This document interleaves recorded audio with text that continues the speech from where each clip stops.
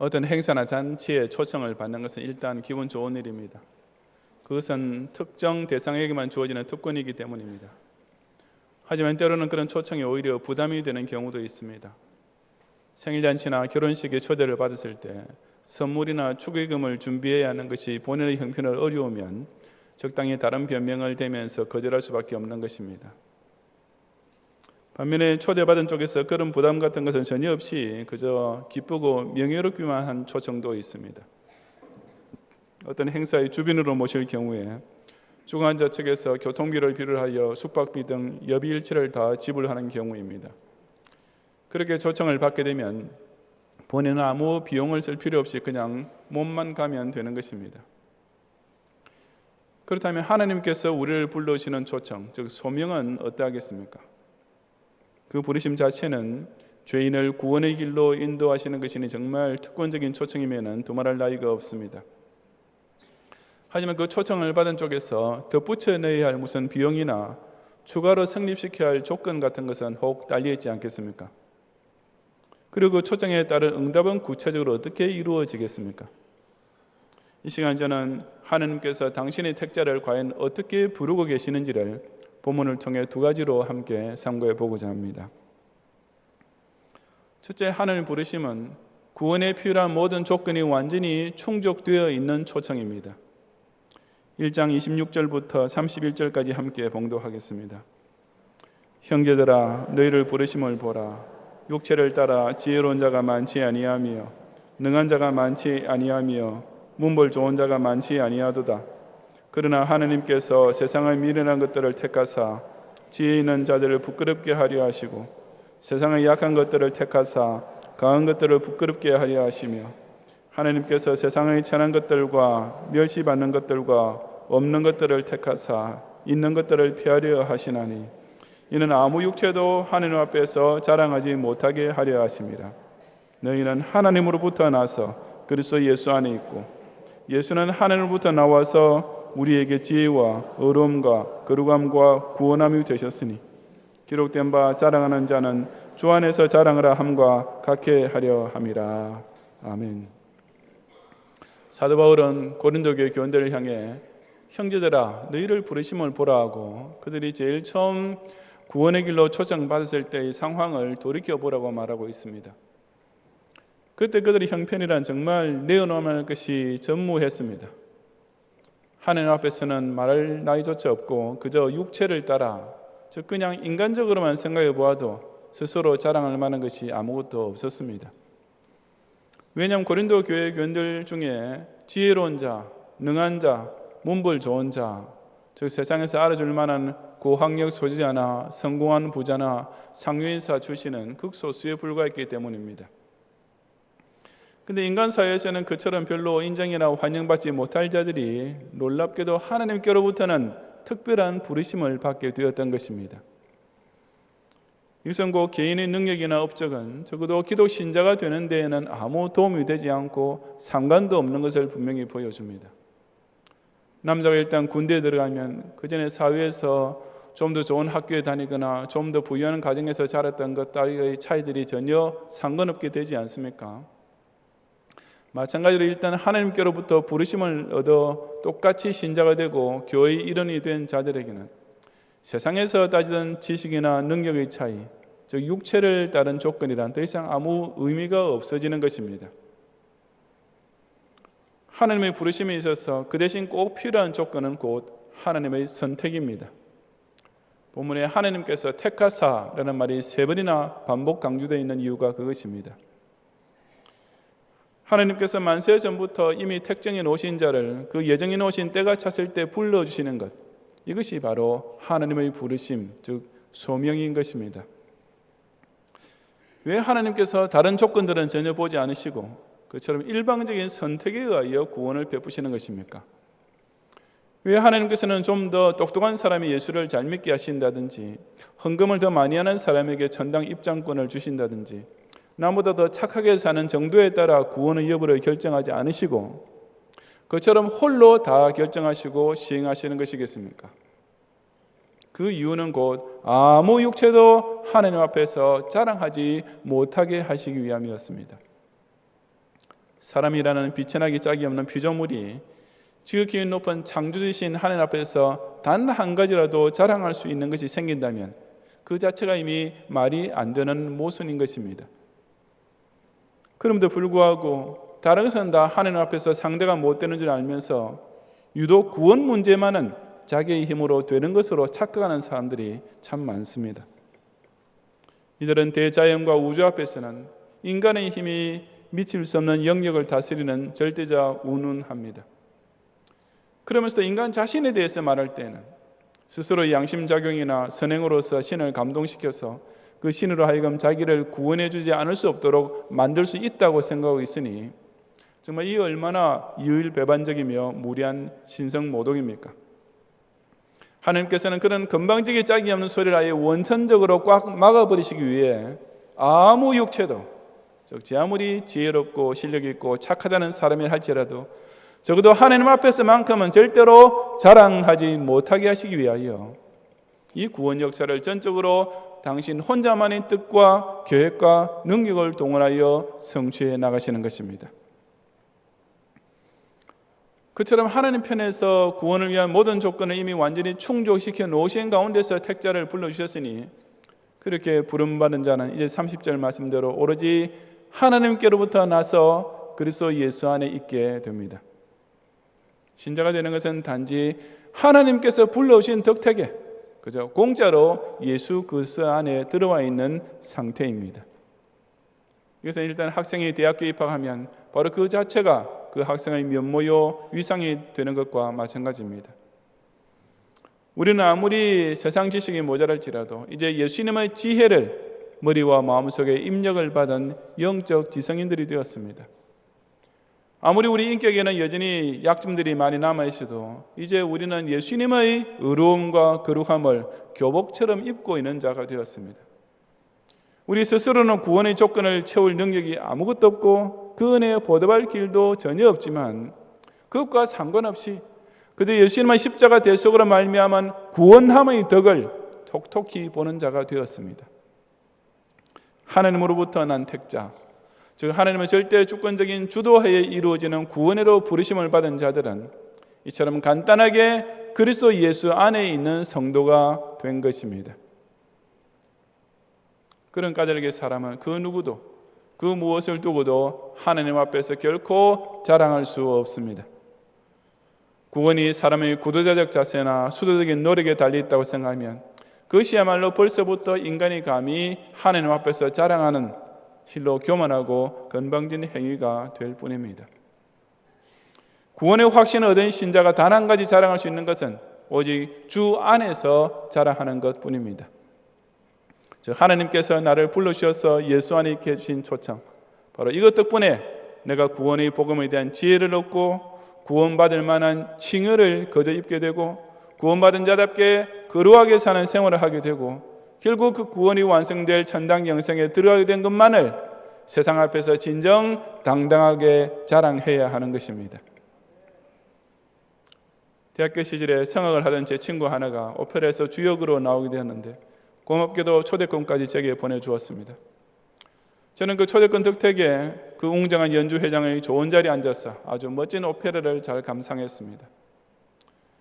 그런데 그런 초대권을 받고 온 사람들 중에 입장할 때 또 돈을 내고 표를 살 사람이 있겠습니까? 정말 바보가 아닌다며야 그런 짓을 할 사람은 아무도 없습니다. 이미 그 초대권에는 그것을 받은 사람이 그 연주회장에 입장할 수 있는 모든 조건이 다 선결되어 있기 때문입니다. 그런데 그런 식의 바보짓을 하는 사람이 실제로 있습니다. 바로 구원을 받기 위해서는 사람 쪽에서 좀 더 보충해야 할 조건이 있다고 생각하는 이행득구의 종교인들입니다. 하나님께서 예수 그리스도의 보혈이라는 엄청난 값을 이미 다 치르신 후에 우리를 구원의 자리로 초청해 주셨는데 그런 초대장을 받고도 사람 편에서 무슨 선행이니 공론이 하는 것을 치러서 또 다른 추가 입장권을 하나 더 사야 한다고 생각하는 것입니다. 우리는 절대로 그런 어리석은 생각을 하지 말아야 합니다. 우리가 하나님께로부터 부름받았을 때는 조금도 망설일 것이 없습니다. 예수 믿는 것이 뭔가 어렵지 않을까? 교회 나가면 이것저것 해야 할 것이 많아서 짐이 되지 않을까라고 염려할 필요가 조금도 없는 것입니다.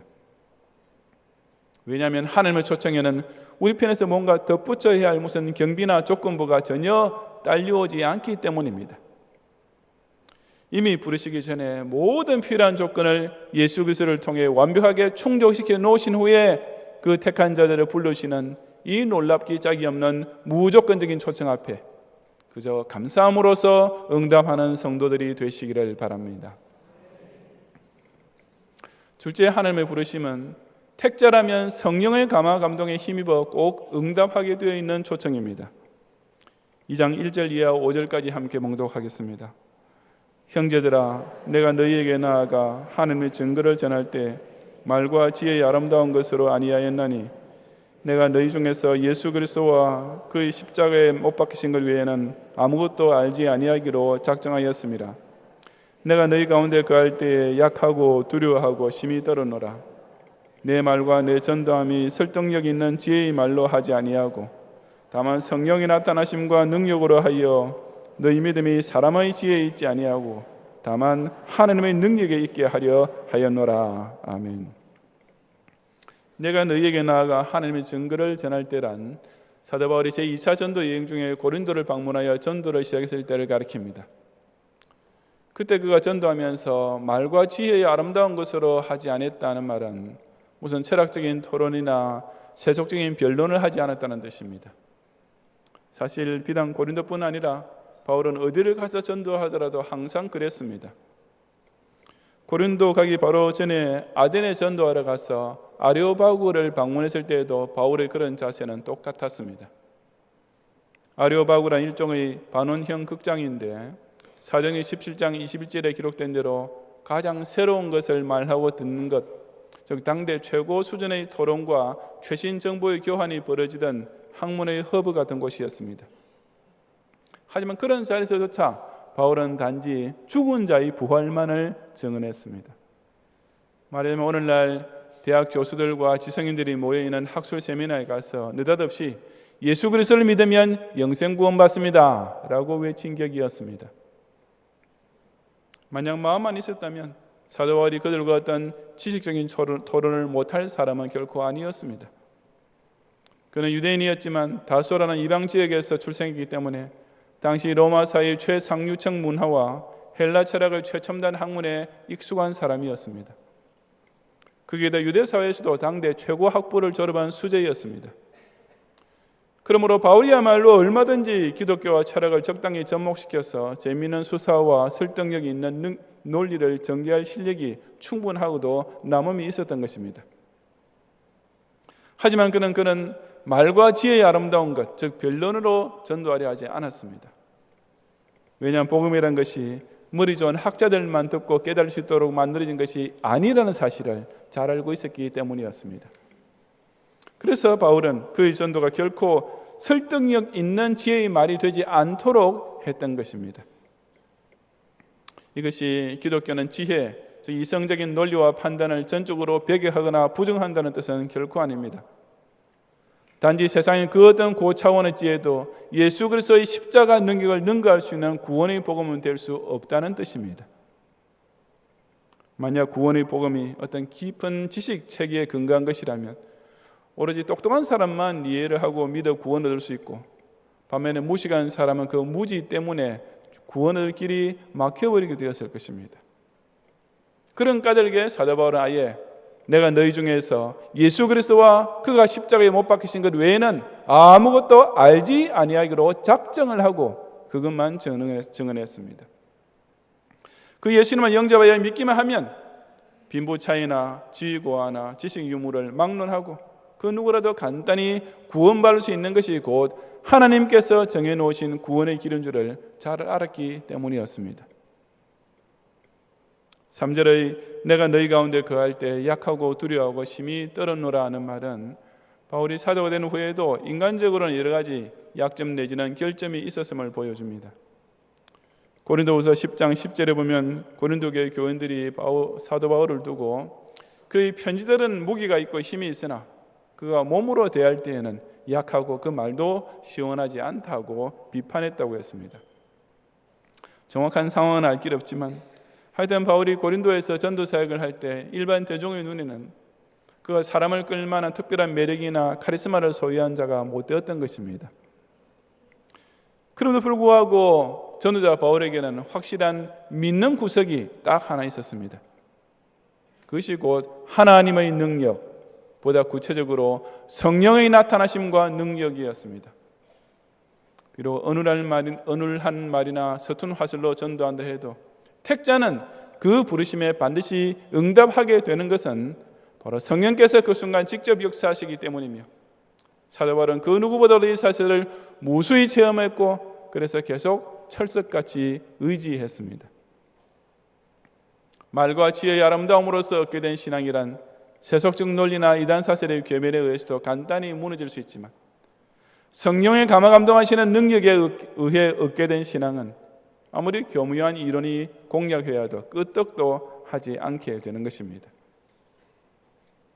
많은 교인들이, 아니 많은 목사들까지도 기독교의 전도를 무슨 좋은 말로 설득하는 수준으로만 취급하고 있습니다.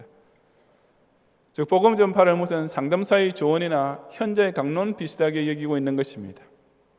결코 그렇지 않습니다.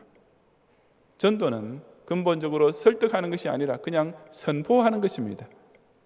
다시 말해서 예수님을 안 믿고 사는 것보다는 그래도 믿는 것이 더 좋지 않겠습니까? 라고 듣기 좋은 말로 권하는 것이 아니라 예수님을 믿으면 천당 구원이요 믿지 않으면 지옥 영벌입니다 라고 사실 그대로를 강력하게 외쳐 전하는 것이 곧 전도의 본질인 것입니다.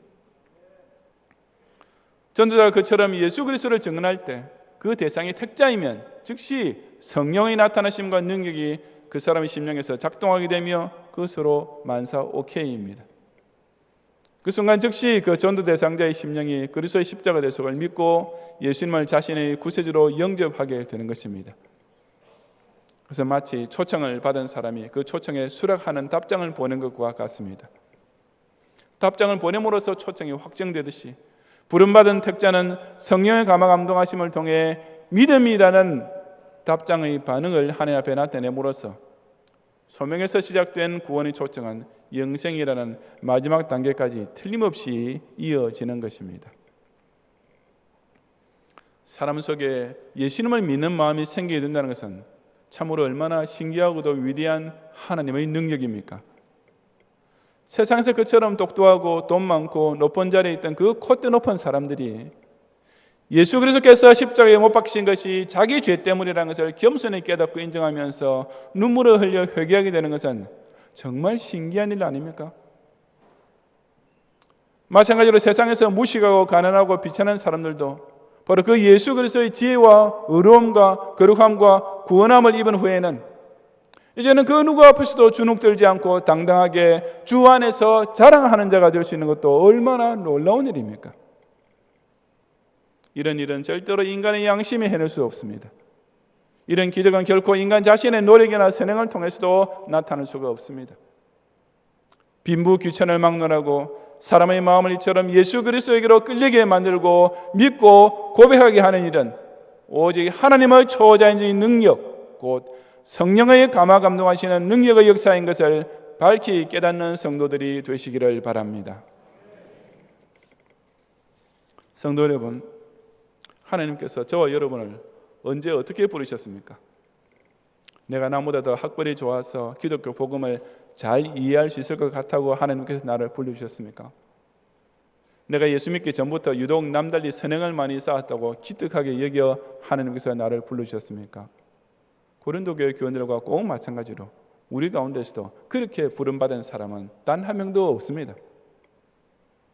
우리가 아직 죄인 되었을 때, 우리는 그 죄 문제 해결에 대해 전혀 무리한 상태에 있을 때, 아니 우리는 하나님과 원수가 되어 등을 돌리고 있을 때 오로지 하나님 편에서 그 죄값을 완전히 해결해 놓으시고 우리를 불러주신 까닭에 그 하나님 앞에 저 여러분이 이렇게 나오게 되었을 뿐이지 않습니까?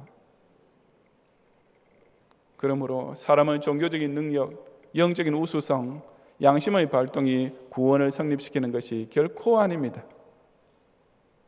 그렇게 생각하는 것은 이미 하나님의 부르심을 받는 자의 자세가 아닙니다. 그것은 마치 초대도 받지 않았는데 자기가 마음대로 남은 집을 찾아가서 대문을 두드리며 열어달라고 하는 것과 하고, 주인의 허락도 없었는데 나는 이 잔치 석상에 앉을 자격이 있는 사람이다 라고 자청하면서 스스로 한 자리 차지하려는 것과 똑같은, 실로 무례하기 짝이 없는 일입니다. 참된 구원은 결코 그런 주객 전도의 억지를 통해 이루어질 수가 없습니다. 우리의 구원은 그 구원의 주체가 되신 하나님 편에서 우리를 먼저 불러주심으로써 시작되는 것이며, 그런 부르심을 받은 자가 아무 다른 조건이나 대가를 지불할 필요 없이 그저 믿기만 하면 그 구원은 결코 취소되거나 백지화되지 않고 반드시 완성되고야 마는 것입니다. 쉰들러 리스트라는 영화에 보면 그런 장면이 나오지 않습니까? 주인공 쉰들러가 아우슈비츠 수용소에 끌려간 유대인들 가운데 옛날 자기 공장에서 일하던 사람들만이라도 구출하기 위해 백방으로 노력해서 겨우 허가를 얻어내게 됩니다. 그래서 그 수용소에 잡혀와 있던 유대인들 전원이 도열해 있는 가운데서 쉰들러의 리스트에 적혀 있는 이름들이 하나하나 호출됩니다. 바로 그 이름이 불리는 것만이 살 수 있는 유일한 길이었습니다.